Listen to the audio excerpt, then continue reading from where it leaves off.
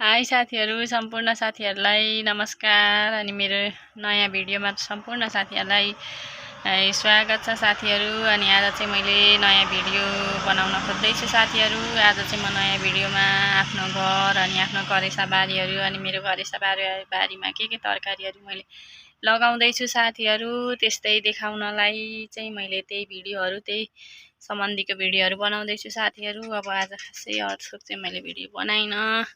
अब सुरुमा अलि छोटो छोटो टाइम पनि म्यानेज हुन अलिक समस्या छ साथीहरू, त्यही भएर अलिक सर्ट खालको भिडियो बनाउँदैछु साथीहरू। सम्पूर्ण साथीहरूले मेरो युट्युब च्यानललाई सपोर्ट गरिदिनु होला। सम्पूर्ण साथीहरूले मेरो युट्युब च्यानललाई सब्सक्राइब गरिदिनु होला साथीहरू। तपाईँहरूको पनि युट्युब च्यानल छ भनेदेखि म पनि हजुरहरूको युट्युब च्यानललाई म सपोर्ट गर्नेछु साथीहरू। सब्सक्राइब गरेर म पनि सहयोग गर्नेछु साथीहरू। सबैजना मिलेर अगाडि बढौँ साथीहरू। मेरो भिडियो आजको कस्तो लाग्छ हजुरहरूलाई हेरेर प्रतिक्रिया पनि दिनु होला साथीहरू। यो चाहिँ घर अगाडिको फुलको बोट, सानो आँप पनि छ। अनि हाम्रो घर देख्न सक्नुहुन्छ साथीहरू। यो चाहिँ बिउ हो, धान रोप्नको लागि राखेको बिउ। अनि यो चाहिँ मदन भण्डारी लोकमार्ग हाइवे घरदेखि पूर्वपट्टिको दृश्य देख्न सक्नुहुन्छ। यो चाहिँ हाम्रो घर तलको मन्दिर। अनि यो पश्चिम साइडको दृश्य हो साथीहरू। हाम्रो घरदेखि पश्चिम साइडको देख्न सक्नुहुन्छ। अनि हाम्रो आन्टीले चाहिँ यहाँ पटिया बुनिराख्नु भएको छ। जङ्गलबाट पात ल्याएर यसरी गुन्द्री बुन्ने चलन छ हाम्रो चाहिँ। अनि मेरो करेसा बारी देख्न सक्नुहुन्छ साथीहरू। भिन्डी फलिराखेको छ साथीहरू, हेर्न सक्नुहुन्छ तपाईँहरूले। भिन्डी राम्रै फल्दैछ।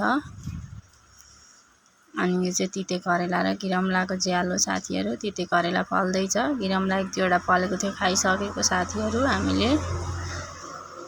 अनि औषधिहरू हाने छैन साथीहरू, हामीले चाहिँ अर्ग्यानिक नै हो। यहाँ चाहिँ एउटा किरौला फलिरहेको छ साथीहरू, अरू चाहिँ दुईवटा हामीले खायौँ। अनि अरू चाहिँ यहाँ फर्सीको बोटहरू पनि छ, देख्न सक्नुहुन्छ हजुरहरूले साथीहरू। सुली पनि स्टोर गरिरहेको छ। यो चाहिँ हामीले खेतको डिलमा लगाएको घाँस हो, बाख्रा पाठाको लागि। यो चाहिँ आकाश पनि मौसम पनि एकदमै सफा छ साथीहरू। यो सुकेको रुख चाहिँ चट्याङले हानेको साथीहरू। चट्याङले हानेपछि यो मरेको हो साथीहरू, नभए राम्रो थियो रुख। अनि डिलतिरको घाँस देख्न सक्नुहुन्छ। अनि यो चाहिँ बैगुन हो साथीहरू। मैले चाहिँ धेरै अगाडि नै लगाएको थिएँ, धेरै खायौँ पनि। अनि यो घर हाम्रो फर्म पनि देख्न सक्नुहुन्छ साथीहरू। अहिले फर्ममा चाहिँ दुईटैमा कुखुरा छ। एउटामा चाहिँ बेच्दैछौँ, एउटामा 22 दिनको चल्ला भएको छ साथीहरू।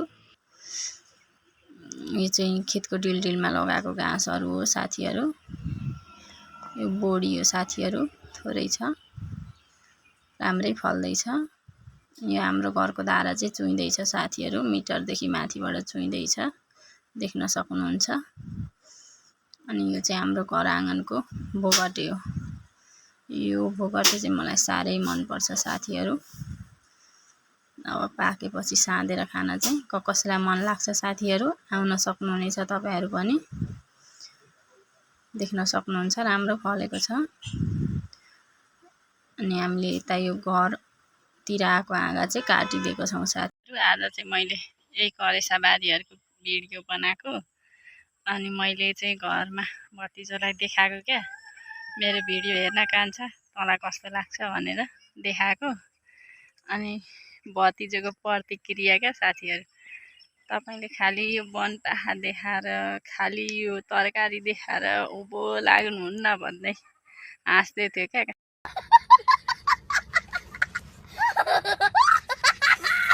साथीहरू भतिजो। अनि अब वनपाखा नदेखाएर के देखाउन चाहिँ जानु क्या साथीहरू हामी बुहारी मान्छेले।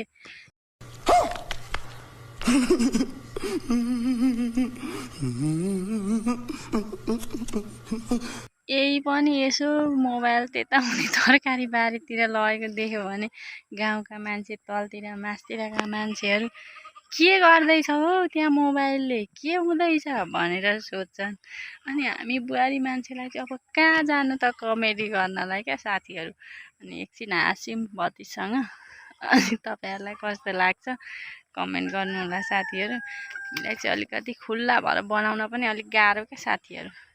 ए फलानी त यस्तै भइसे भन्न थालिहाल्छन् तलतिर मासतिरबाट साथीहरू। के गर्नु गाह्रो छ जिन्दगी। अनि आजको भिडियो चाहिँ साथीहरू अब यहीँसम्म। तपाईँहरूलाई कस्तो लाग्छ प्रतिक्रिया दिनुहोस् है। बाई बाई साथीहरू।